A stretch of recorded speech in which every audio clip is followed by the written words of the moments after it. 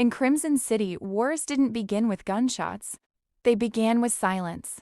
The kind that fell when powerful people stopped pretending peace would last. And on the night the war returned, two people unknowingly walked toward each other, each capable of destroying the other's world. The man was already bleeding when Elara Volkov entered the warehouse. No one heard her arrive. They simply noticed when the arguing stopped. A circle of armed soldiers parted instinctively, lowering their voices as she walked past. Not out of fear alone, but recognition. Elara Volkov did not raise her voice. She didn't need to. Power followed her like gravity. Dressed in black tailored combat silk, movements precise and unhurried. She looked less like a Mafia princess and more like a verdict already decided. The captured man spat blood onto the concrete floor. "You can't scare me," he muttered. Elara stopped in front of him, studying his face with calm curiosity. "I'm not here to scare you," she said softly. She nodded once. A guard stepped forward. The gunshot echoed seconds later. Elara didn't flinch. He turned away before the body hit the ground. Because decisions, to her, were never emotional. They were necessary. And in the Volkov Empire, Elara was the one Adrian trusted when mercy became a liability. Adrian Volkov ruled through reputation. Elara ruled through certainty. While her brother negotiated peace between rival families, she ensured no one mistook diplomacy for weakness. She handled betrayals, disappearances, problems that could not survive daylight. Men twice her age waited for her approval before breathing too loudly. Not because she was cruel, because she was precise, and precision was far more terrifying. But beneath the composure, hidden beneath years of loyalty to family and war, lived a loneliness no one was allowed to see. Elara Volkov belonged to power, not to herself. Across the city, another meeting ended very differently. Roman Kade never sat during negotiations. Standing gave him an advantage, psychological, physical, unavoidable. The rival crew across the table realized too late that the meeting had never been about peace. It had been about confirmation. Roman adjusted his cufflinks calmly while chaos unfolded. One man reached for a weapon. Roman moved first. Fast, efficient, controlled violence over before panic could fully form. Silence followed. Roman exhaled slowly as if finishing routine business. "Next time," he said evenly, "bring honesty instead of weapons. No anger, no pride, just certainty." Roman Kade didn't chase power. Power followed him because survival required it. Rumors said he had ended 3 wars before turning 30. Others claimed he walked away from empires simply because he was bored. No one agreed on his past. Everyone agreed on one thing. Roman Kade was dangerous because nothing seemed to matter to him. Nothing until the night he stepped into Volkov territory. Crimson City believed peace existed. It didn't. It was only resting. And fate, cruel, patient fate, chose that same night to bring Roman Kade into a warehouse controlled by the Volkov family. The first time Roman Kade saw Elara Volkov, she wasn't hiding. She wasn't behind guards. She was standing at the edge of violence like it belonged to her. Warehouse lights flickered over rows of confiscated weapons, casting long shadows across the concrete floor. Men twice her size shifted nervously, waiting for instructions she hadn't yet spoken. Roman understood power instantly. He had spent his life reading threats before they breathed. And Elara Volkov? She wasn't a threat. She was inevitability. She turned slow and deliberate, sensing him before anyone announced his presence. Calm, unreadable, almost bored. No curiosity, no fear. That unsettled him more than a gun ever could. "You're staring," she said, soft, controlled, magnetic. Roman smirked. "I expected Adrian's sister to hide behind reputation. And I expected you to knock before entering my territory." A ripple ran through the men. Eyes flicked between them, testing, waiting for someone to make the first mistake. Roman stepped closer. Too close. Close enough to notice a faint scar near her wrist. Close enough to smell expensive perfume layered over gunpowder.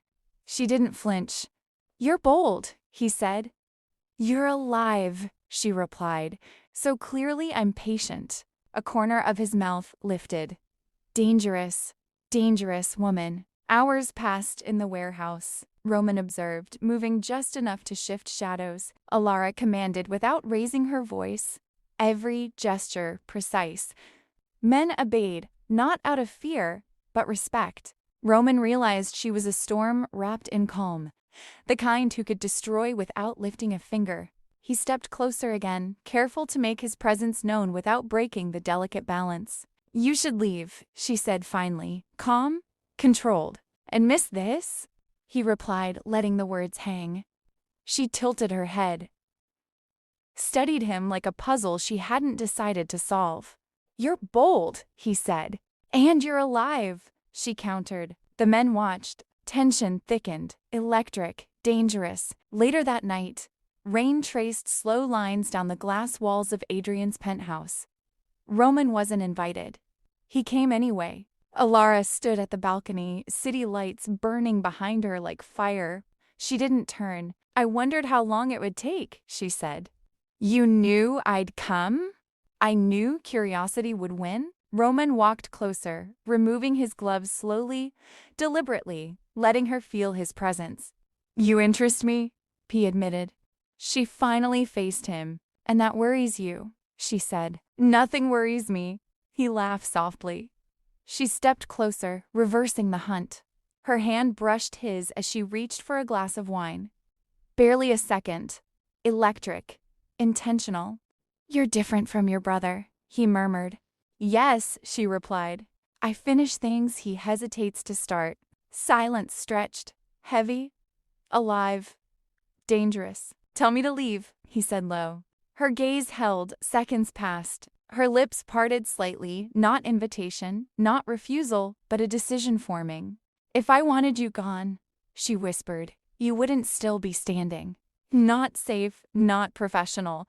War disguised as attraction. Roman lifted his hand slowly, brushing a strand of hair from her face. She didn't move. Her breathing changed, a crack in control.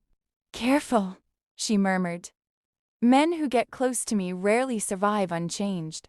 "I'm counting on it," he replied. Footsteps echoed outside. Reality returned. She stepped away, mask restored. "Leave," she said calmly. Roman hesitated. Not fear. Leaving felt like losing ground. "You didn't answer my question," he said. "Which one?" "Why you let me stay." Her gaze softened, barely. "Because I want to know if you're strong enough to stand beside me, or foolish enough to fall for me."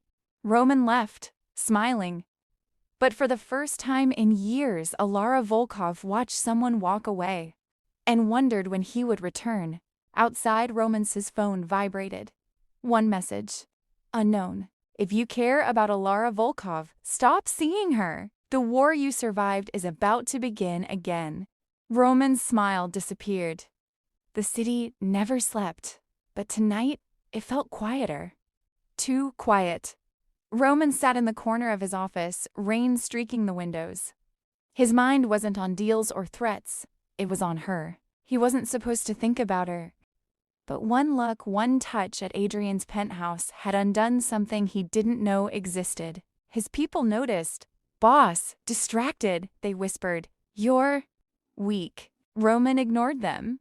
He thought of her, her calm in the storm, the way she looked at him like he was both a challenge and a danger. Meanwhile, Elara sat alone in her office, staring at the skyline. She wanted him, badly, but letting him close meant risking more than herself. Adrian, her family, her reputation. And yet every time he walked past, brushed her hand, or smiled that dangerous smile, the steel she wore so carefully cracked just a little. The message had been clear. Someone was moving against the Volkovs. Weapons missing. Old enemies resurfacing. Roman came anyway. He didn't knock. He never did. Elara was waiting. Tension ignited instantly. Two storms colliding.